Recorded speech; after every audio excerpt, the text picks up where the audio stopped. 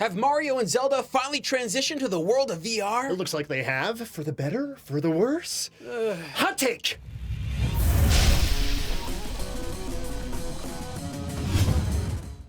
LABO VR. LABO VR.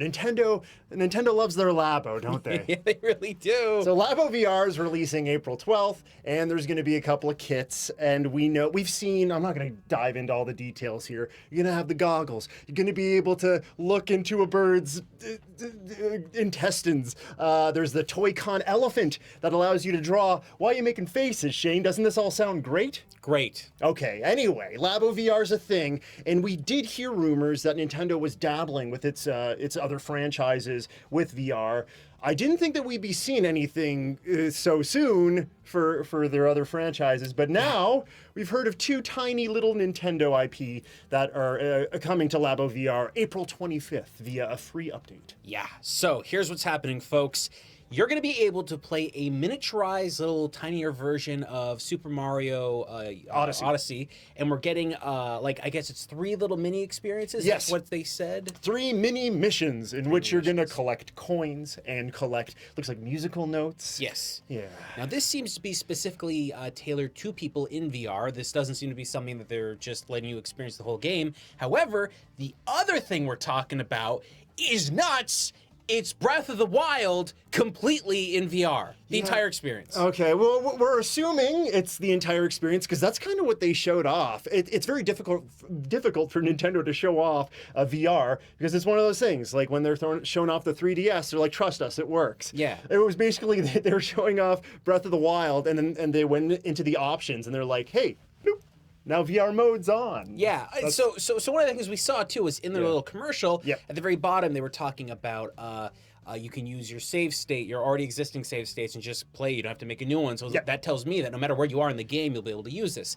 But there are caveats because what we're talking about in VR, that doesn't mean you're going to be getting the experience you're likely hoping you're going to get in this. So let's just talk about the Mario thing first. Well, okay, yeah. So one of the biggest issues, and you mentioned we're going to be talking about caveats. The first and foremost, I think that we have to talk about is how LABO VR, like the physicality of it. Can we dig into that a little bit? Yes, we can. Because that's probably the biggest sort of speed bump that we're looking at here.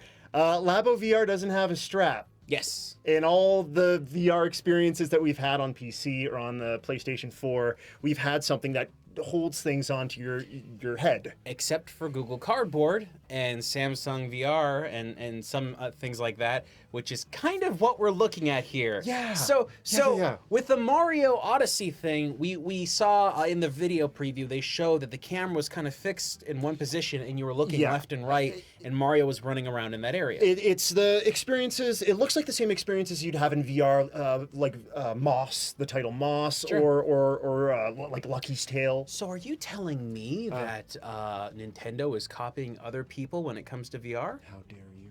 Well, that's what it looks dare like. you. That really is what it seems to be. Now, that's Astrobot. Now, they should be copying that. So, what we're seeing here is a very different perspective from Mario because the last couple of games, that one specifically, it doesn't look like that. So, a fixed position camera that doesn't move anywhere would make the VR experience a lot more easier to use.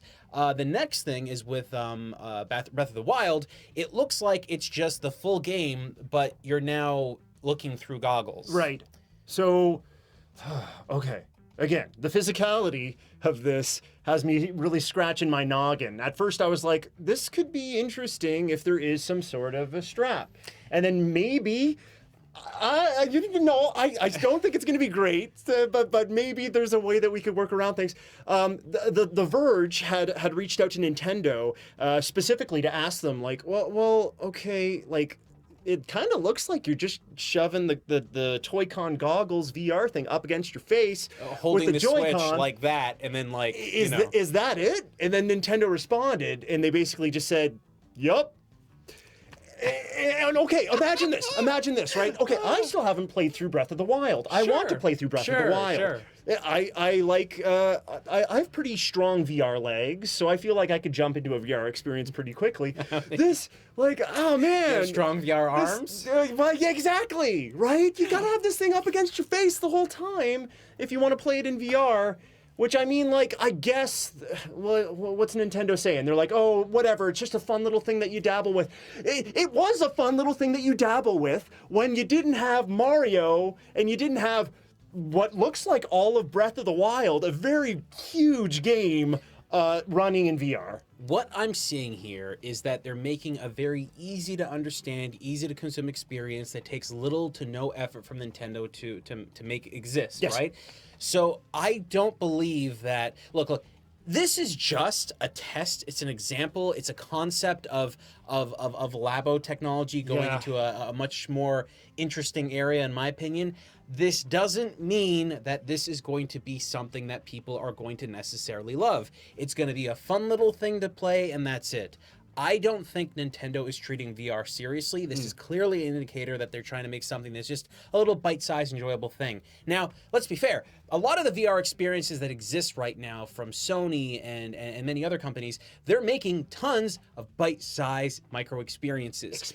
Yeah, and beyond those little experiences, you don't see much else. Although some companies are trying different things. Like, we're hungry for full-fledged VR games at this point. There've been a lot of experiences. There have been a lot of full-fledged experiences too. The thing is, I think a lot of people enjoy VR more as the bite-sized piece because I don't think any company, and that might change in a future video that we'll do, has done that concept better. The idea is that what we're getting with this VR Labo kit is a whole bunch of interesting things, bite-sized together. Yes. You get to play it, and you're going to get a little bit of Mario.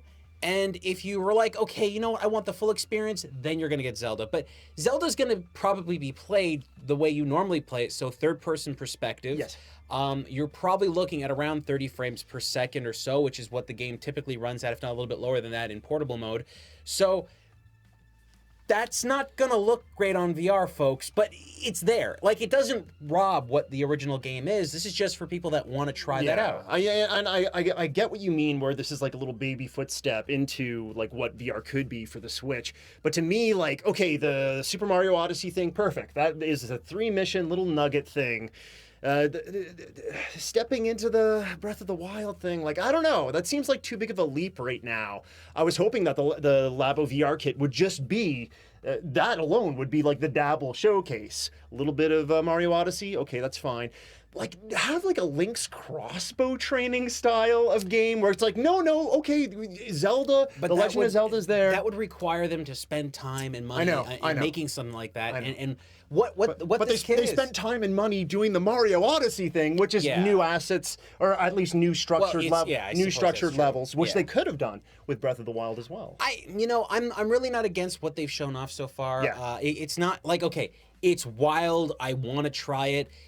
I have to assume it's not going to be a fantastic experience, folks. It's because it's not that I think the micro experiences for Mario, I think those are going to be enjoyable, and I'm pretty sure that the rest of the VR experiences are going to be fun little tiny things. Look cool, yeah. But I do not believe that anyone's going to want to sit there for hours on end playing Zelda that way. It's going to be tiring. You're likely physically taxing. Yes. I mean, you don't even think about it, but if you were to play VR and you're looking around and stuff like that, or you're dealing with that, there's probably a good chance of motion sickness. There's a lot of stuff going into that. However, it's just an add-on to the other stuff. Right. It's just here. Here is this. Try it. And if you like it, great. Maybe we'll turn it on other games, maybe. But if you don't ever ask us for it again. Get lost. It really is a taste. And some people may be wondering, okay, you guys were talking about, whether this thing would have a strap or not. Nintendo did this very specifically, I believe. Nintendo is the type of company that they put a bitter taste on a Switch cart. They want to ensure that the people who are playing this, and I think Labo, I've said it before and I'll say it again, is more geared towards kids to like teenagers, right? They need to be able to immediately take this thing off of their faces, right? And if you have a strap of some sort, that's going to be problematic. People could fall and injure themselves and stuff, and Nintendo wants to make sure that they have those bases covered. So if you're wondering about why they just don't include a strap, like, that's my assumption. I think it's a pretty good one. Yeah, that has to be my place there too. I think they're worried about kids strapping it on their face and walking to a wall, falling downstairs. Sure. And I mean, this is the best way to do it because you're never bound by it. And look, what you're going to be getting with the Switch isn't going to be some kind of inside-out tracking. There's no extra sensors on the outside. So you're not going to be getting all the positional movement that you get from other kinds of VR headsets. What you're getting here strictly is just some minor motion tracking to a very minor extent, and I think that's going to be good enough. Outside of that, though, what they're showing off here are just these experiences that you can consume very easily. And unlike Zelda, it's something you're probably not going to want to spend tons and tons of time into. But we'll see what happens, folks. Are you excited for the concept of playing VR with Labo? Are you really excited about this whole Breath of the Wild experience? Or are you more excited about Mario's miniature experiences that are bite-sized? Yeah. Do you have any opinions on what other franchises could really work in Labo VR? Let us know. Yeah.